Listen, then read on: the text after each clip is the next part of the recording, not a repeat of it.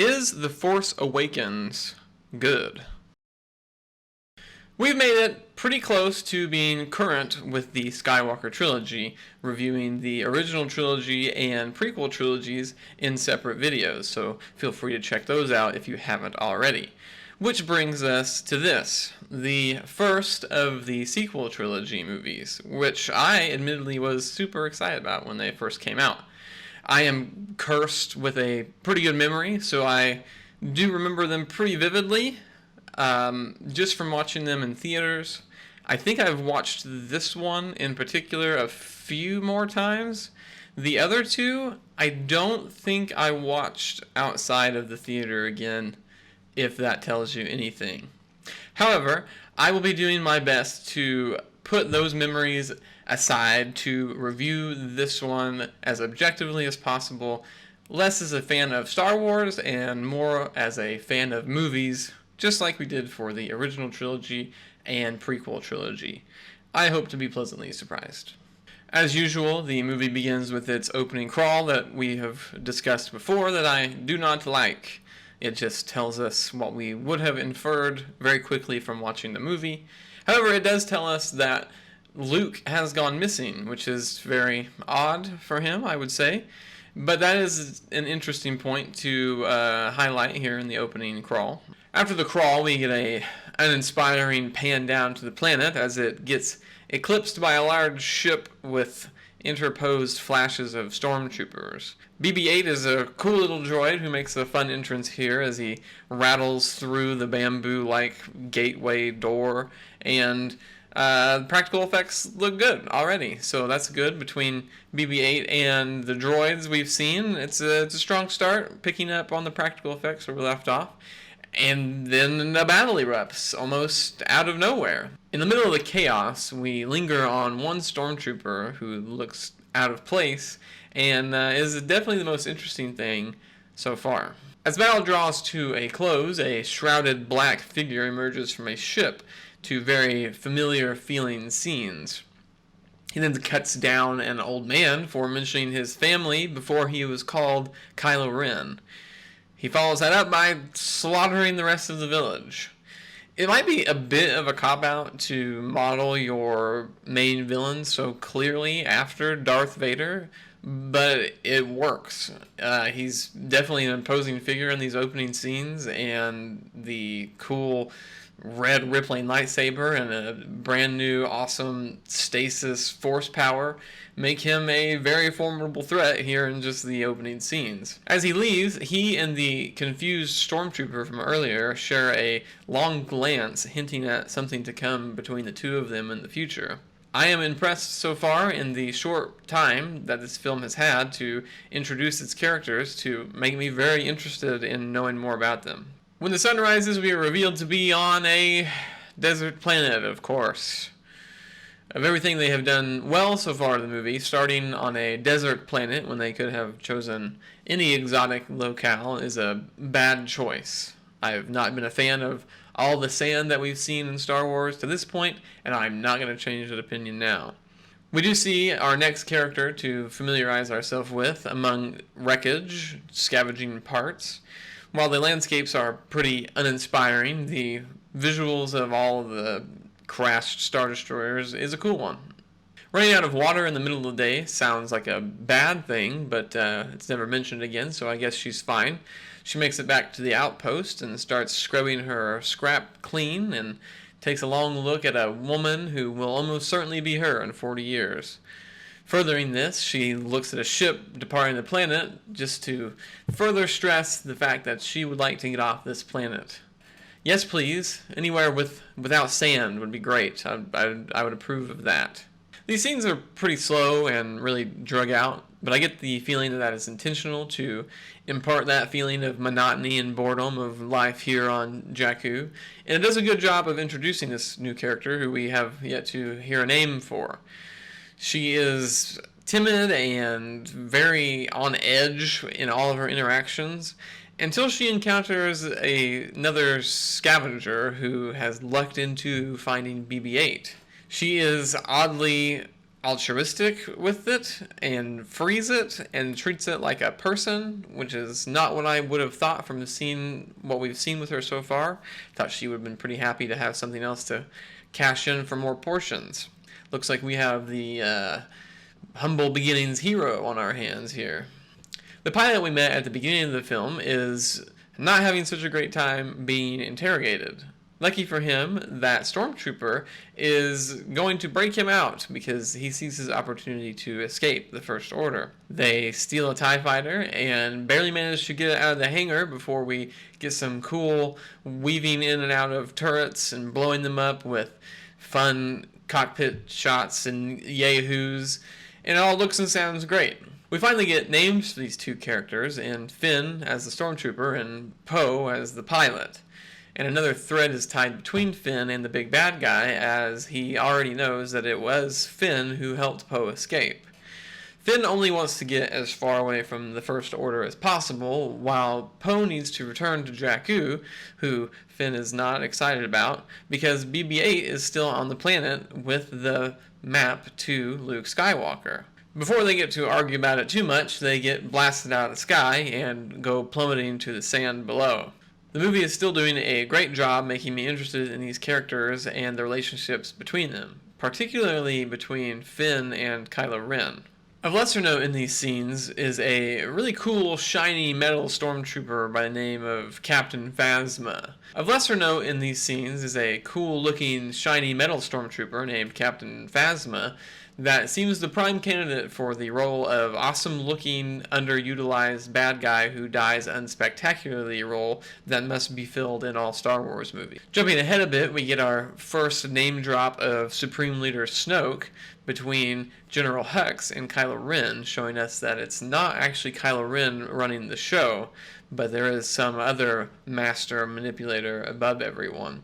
It's a really good scene, too, and I think all the scenes with Kylo Ren are really well written and well acted and are the strongest in the movie so far, but really all of them have been pretty solid, and it's just been a very good movie at this point. Finn awakens on the sandy planet to find only Poe's jacket. After a brief search, he does find the ship as it's consumed by the sand and explodes, presumably with Poe inside, so all the character building we had for him was unimportant, I guess. Finn manages to make his way across the desert to an outpost and dives headfirst into the nearest thing of water. Luckily, it's the same outpost that Rey and BB-8 are at, and some thugs try to take BB-8 from Rey, but we find out she is very capable of handling herself as she puts all three of them down and then runs down Finn, who is a trained stormtrooper, once BB-8 sees that he's wearing Poe's jacket. Finn acts like a resistance member to avoid the uncomfortable truth, but the way he does it is played off with this comedic tone, and I cannot find a logical reason why Rey would believe him with it being delivered in this manner. And it's just the first scene in the whole movie where I've kind of thought that didn't feel right. But it was somewhat funny, so I guess that's normal for Star Wars to have a funny line every once in a while.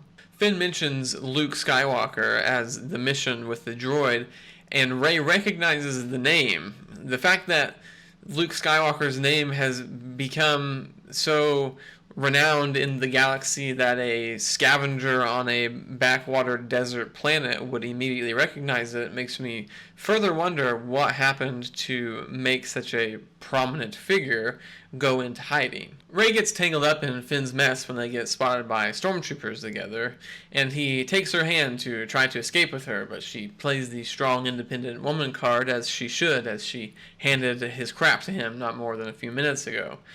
As they run away, they find out that Rey is a pilot, and they head to the shipyard and try to find a ship, and they end up settling on a junk one, and it happens to be our old trusty Millennium Falcon. And we find out that Rey is not a very good pilot as they take off, and they almost crash multiple times. But then we find out that she's actually an incredible pilot, pulling off expert-level maneuvers in a ship that she has never flown before, and admits later that she's never even been off-planet in a ship. So How she's doing it is beyond me. The chase sequence is cool, and it's fun to see the Millennium Falcon back in action again, but the inconsistency with her being a rookie level pilot one minute and then making expert level maneuvers the next just does not sit well with me. Once they get the Falcon into space, it does what it does best. Starts breaking it apart.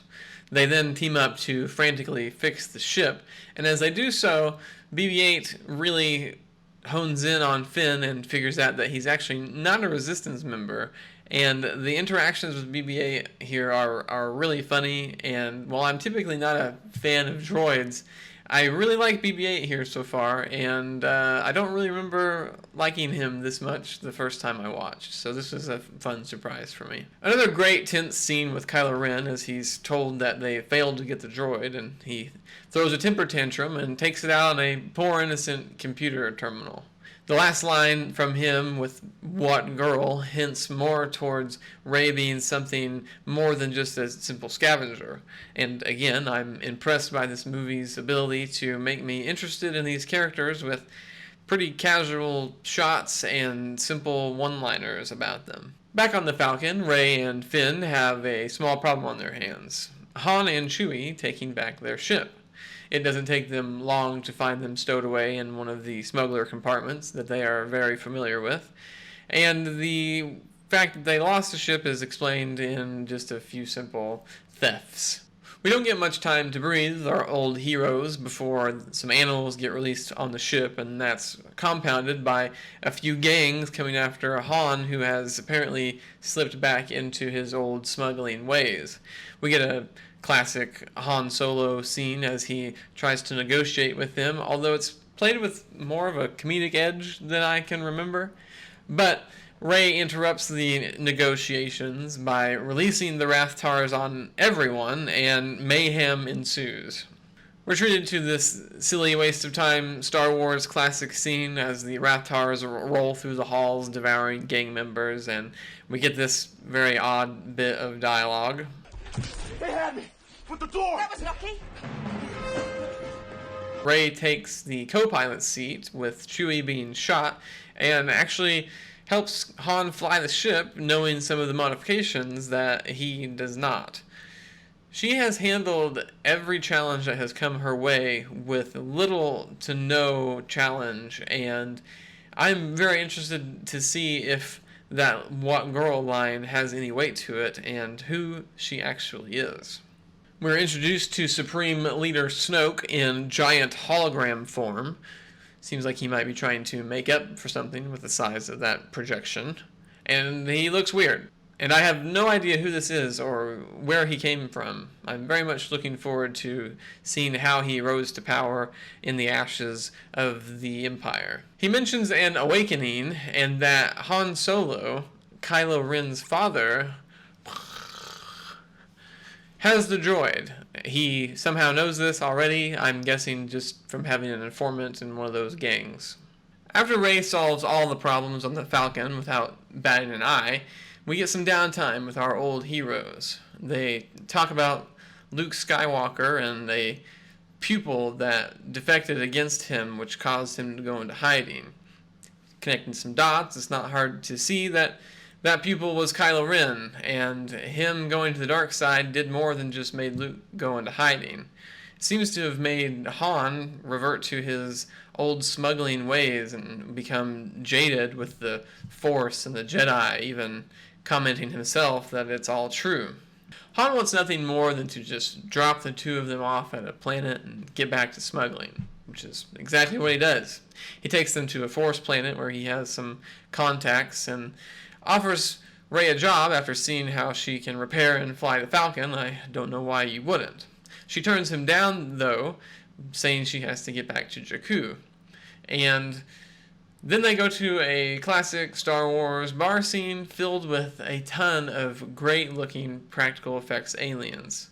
And then we talk to the next character who is fully CGI and is just disappointing.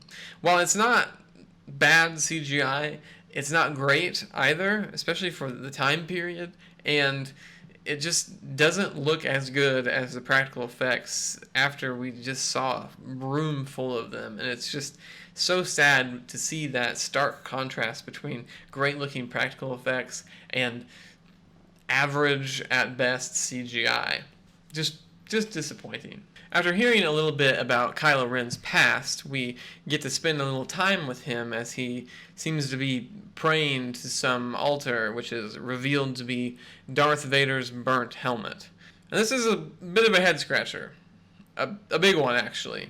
Because, setting aside not knowing how he got the helmet, it is beyond me to think that while Luke Skywalker is a household name on backwater desert planets, that Kylo Ren, who was taught by Luke Skywalker, would not know that Darth Vader was ultimately redeemed and killed the Sith Emperor himself and became the hero of the rebellion by doing so.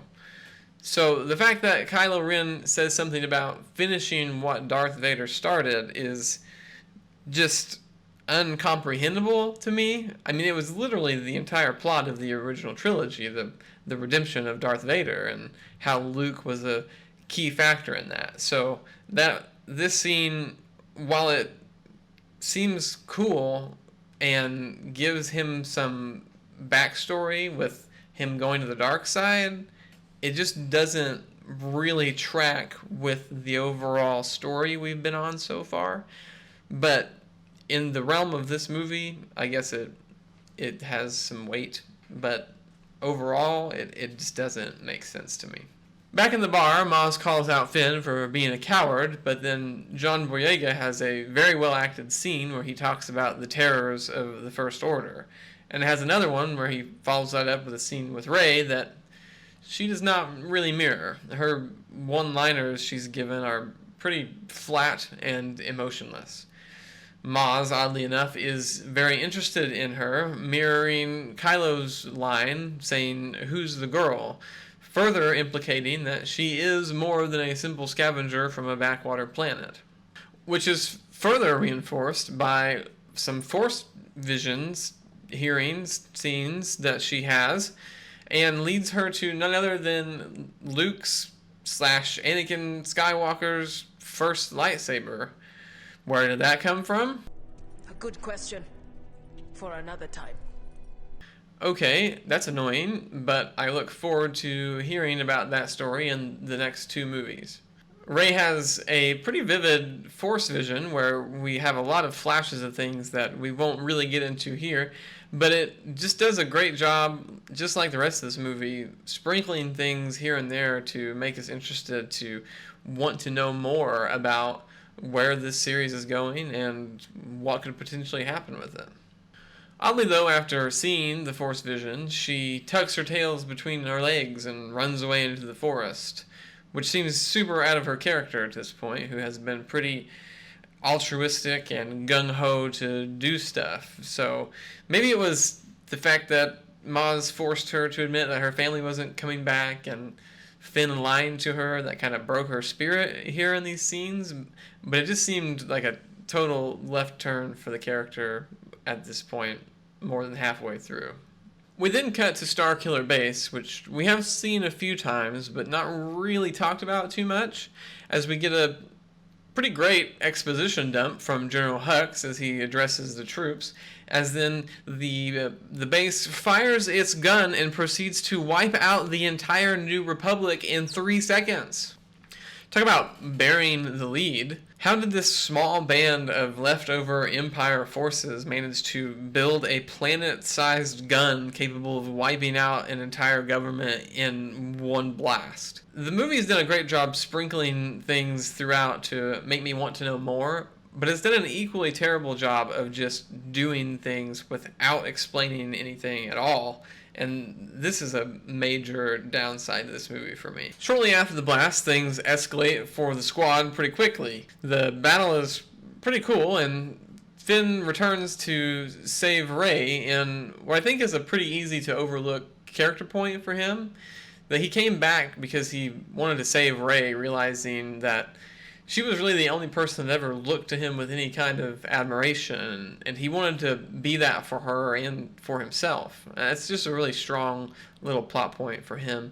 And again, they further that by giving him a lightsaber to have in combat, a first for a non-Jedi character, hinting that maybe he could have some Force sensitivity. He and Han both, apparently. It ends as abruptly as it started, when Kylo Ren captures Rey, and then the Resistance comes in and cleans up pretty easily. Along with them is Poe. I'm very much looking forward to hearing how he got off of Jakku. While Han, Chewie, and Finn win their battle, Rey has a much different fight on her hands with Kylo Ren.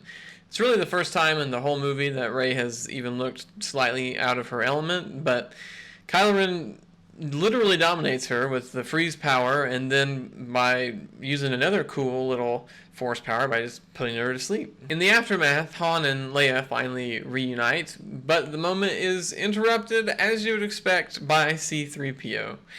Chewie and Leia share a hug, but Han stays distant, telling her that he saw their son. Finn and Poe also get reunited, and Poe's surviving gets explained away with a few words, so that's cool.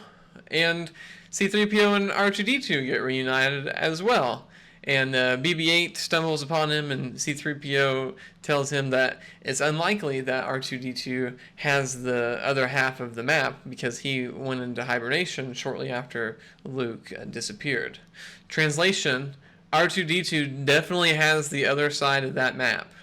Han and Leia reminisce about their failed parenting of Kylo and reveal that he had a troubled youth, so they sent him to train with Luke. And Leia plays the Luke card here, thinking that Kylo can be turned back to the light side. Speaking of Kylo, he's doing dark side things, interrogating Rey. He reveals his face under the mask to be a soft boy face. It's certainly not what you would expect under that, and that's probably why he wears the mask in the first place. He tries to probe Rey's mind like he did Poe's earlier, but not only fails to do so, but Rey is actually able to probe his mind back, which is very interesting, seeing that she is indeed very strong with the Force. Just Force sensitive maybe at this point, but probing her mind seems to have unlocked something, or awakened, if you will. And it's very intriguing, and again, I'm really interested to see where all of this power is coming from her. The Resistance makes a plan with an entire blueprint of Starkiller Base that they acquired by doing a simple flyby of it, I guess. Silly, but sure. Between that and Finn's limited knowledge of it, they formulated a plan to hit multiple points and cause a critical malfunction and blow up Starkiller Base and save Rey at the same time. That sounds all very familiar. Han and Leia finally share an embrace as she tells him to go get their son. Han flies the Falcon to Starkiller Base by doing a pretty cool maneuver by just light speeding real close to the planet. It's a pretty cool scene, but they manage to get onto the planet, and Finn reveals that he lied again. He's actually just a janitor and really has no idea how to blow up the station, so they'll just use the Force. That's not how the Force works. They improvise by capturing Captain Phasma and extracting some knowledge from her, and then just throwing her in a trash compactor. At this point, Rey has used the Force somehow to Jedi mind trick a guard with no training, and I'm again very interested to see how she is so strong with the Force, but she's out evading capture, and the squad of Chewie, Han, and Finn stumble into her, and they reunite and move forward with their plan to blow up the Starkiller Base. This is when I realized the CGI of the ships on Starkiller Base wasn't really what I felt like it should be. I could be biased here, but I feel like the effects of the ships in Revenge of the Sith were as good as this, and that was like 10 years ago. The fact that I had the thought is not great regardless. This should look fantastic, and it just seems off. Something's off. Also, at this point, I realized that it's very odd that Rey, a scavenger from a backwater desert planet, speaks Shiriwook, which is the language of Wookiees. Excuse me, my nerd is showing. Anyway, she should not know how to speak Shiriwook. Is there anything that she can't do? They exit the building to see that the air raid is not going so well, so they make a plan to plant some of Chewie's bombs on the oscillator to weaken it and help them out. However, Kylo Ren has sensed that his father is on Starkiller Base and heads them off there. And then I think we get what is one of the most impactful scenes in all of Star Wars. With all the build-up between Kylo Ren's past and the lineage for the Skywalkers and Han and Leia talking about how they hope to return him to the light side, you really have some hope that this would go well for him. But Han calls out using his real name, Ben, a callback to Obi-Wan Kenobi, and they meet in the middle of a strangely unguarded pathway over a large chasm. And the shots are great, though. Han's illuminated in a white-blue light. Kylo's illuminated in a deep red.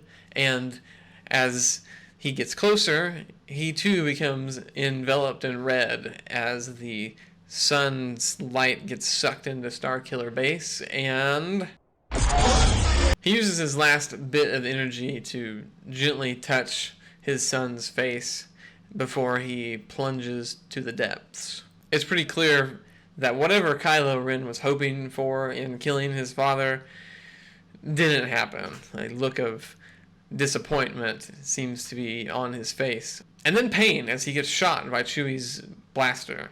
It really cements Kylo Ren as the villain of the trilogy. If you had any hope for him before this, that is almost certainly gone now. Killing what was certainly my favorite original trilogy character made that sting quite a bit. Maybe even shed a tear or two when I watched it the first time. Again, a very impactful scene and just really great. However, it is mirroring the original Star Wars a bit too close still, and that's a bit of a disappointment from me. Chewie is obviously not happy about this, and as I said earlier, blasts him with his bowcaster, but Kylo Ren freaking tanks it, which is quite shocking because we saw that bowcaster straight up obliterate people several times in the rest of the movie, so I'm not sure how that math works out, but whatever. They run off and Chewie detonates some more bombs, but Kylo Ren catches up to them pretty easily.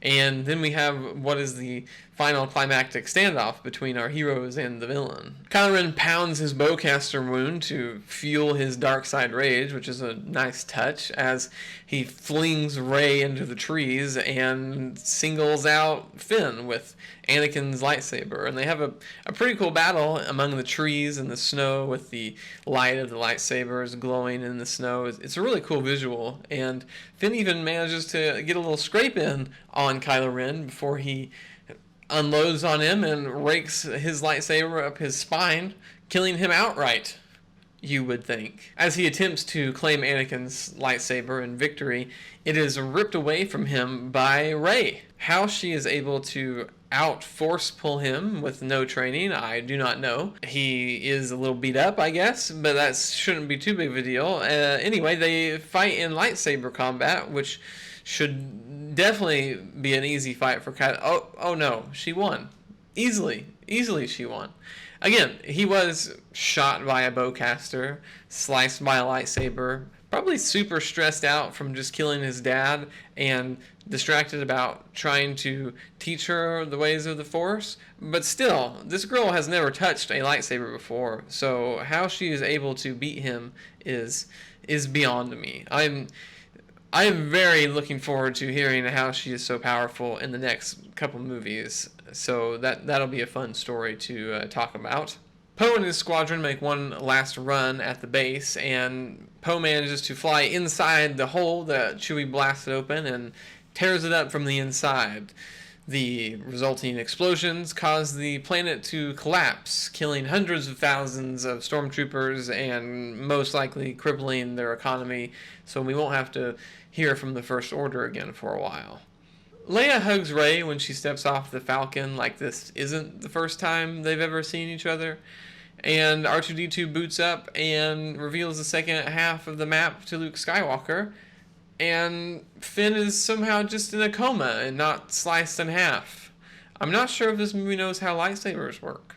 Chewie and Rey go to find Luke, and they do so, and the movie ends on a strong cliffhanger with Rey extending Anakin's lightsaber to him, and Luke having more than a distressed look on his face about it. Overall, I really liked this movie. I thought that it gives the fans who have been waiting years to see a new Star Wars movie the ability to carry that excitement over into the next one. They did such a great job of getting us interested in these characters and who they are, where they came from, and who they're going to become, with Finn being not sliced in half somehow, but bedridden, and hoping that he recovers to become a Jedi of some kind, with Rey going to train under Luke and possibly rebuild the Jedi Order again, and with Kylo Ren going to train under Snoke to somehow strike back at Rey after what seems like the entire collapse of the First Order and the New Republic. In that vacuum, there could be some new power that fills it entirely, and that would be a really cool, complete turn for the story. And there's just so many possibilities that I remember leaving the theater being very excited about what the next movie could bring to the trilogy, and thinking that this could be the best trilogy of all of them. And I was just very excited. But the cinematography and the effects are always good in Star Wars, so no worries about that. The lights and sounds were fantastic. The CGI was a little spotty in some places, but not bad by any means. Just always prefer to see those practical effects. But the acting, as far as Star Wars movies go, was very good. It was really good in some spots, and average at the very least for most of the movie. So that's a rarity to say for Star Wars movies. So that was a nice change of pace as well. But anyway, just a really good movie, and I really enjoyed this one as far as Star Wars movies go. And movies in general, there was some question marks for plot and just rushed things that I felt like needed some work, but not a bad movie at all, and definitely not a bad Star Wars movie. So for anybody who's been watching these, I just want to sincerely thank you for doing so, and I enjoy the chance to nerd out with people and just talk Star Wars and movies. So if you enjoyed this video, give me a like, and dislike if you didn't. And if you want to see the next Star Wars movie, which will be The Last Jedi, reviewed in the coming weeks, then subscribe to the channel and check out the other videos. And just again, thanks for watching, and until next time, I'll catch you later.